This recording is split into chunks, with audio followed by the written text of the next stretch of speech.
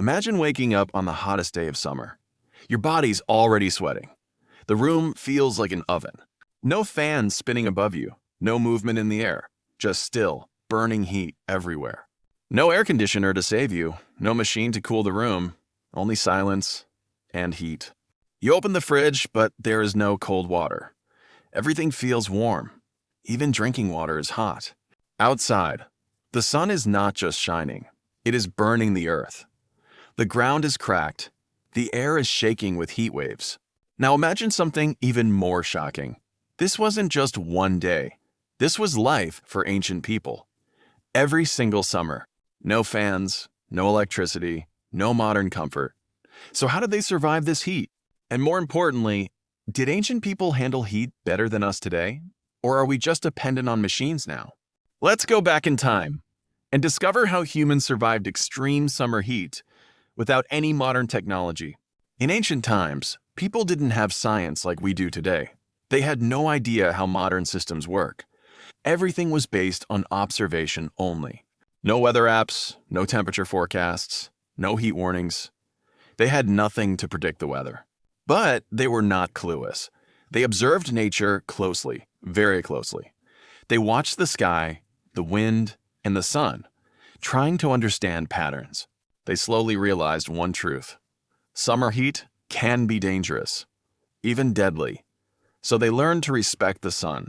Because of this, they built their entire lifestyle around survival. Not comfort, but protection from heat, work, rest, and daily life all changed.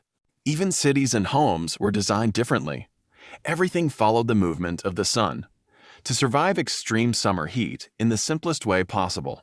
Ancient homes were very different from today.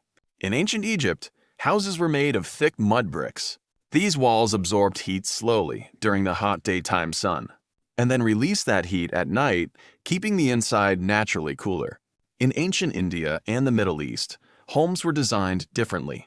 They had open courtyards, natural airflow systems, and shaded spaces for cooling. Water was also used for cooling. Small pools in the center of homes helped reduce temperature through evaporation. In ancient Rome, wealthy people built shaded corridors and fountains.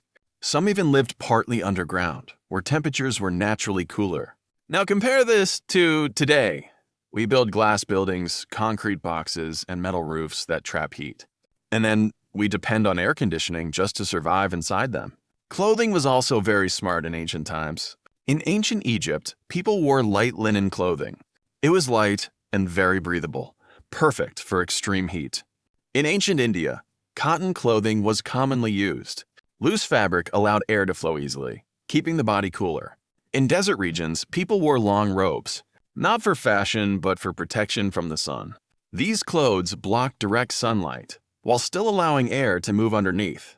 Even daily life was different. People avoided working during peak heat hours. They worked early in the morning and again in the evening. Midday was a rest time. Today, many people work all day long, even in extreme heat, without proper breaks. Food also helped control heat. People ate light meals in summer to stay cool and active. Fruits like melon and cucumber were very common because they help cool the body. These were cooling and hydrating foods, important for surviving extreme heat. In many cultures, yogurt and fermented milk were also common. Spicy food was also used because it helps the body sweat more. Water was extremely important for survival. People depended on it every single day. Civilizations built wells and aqueducts to bring fresh water closer to people. In ancient India, step wells were used. They allowed people to go underground where it was naturally much cooler. People also used simple cooling tricks like wet cloths on windows and water pots near airflow. At night, people often slept on rooftops under the open sky. Even sleep patterns were flexible, more natural, and aligned with the rhythm of the environment.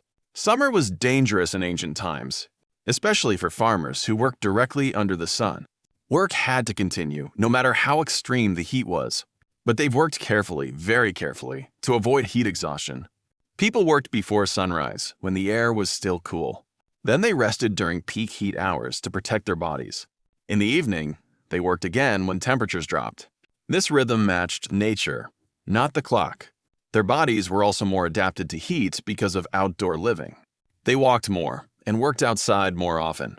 Today, many people stay indoors, in air-conditioned environments. Air conditioning keeps temperature constant, so the body becomes less adapted to heat.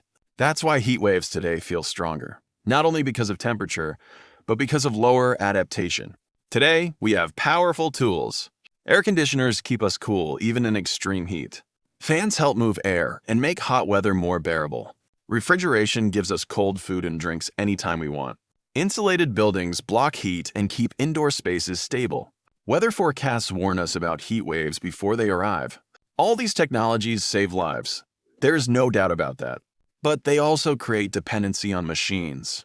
We no longer design buildings based on nature. We design them based on machines instead. But something interesting is happening today.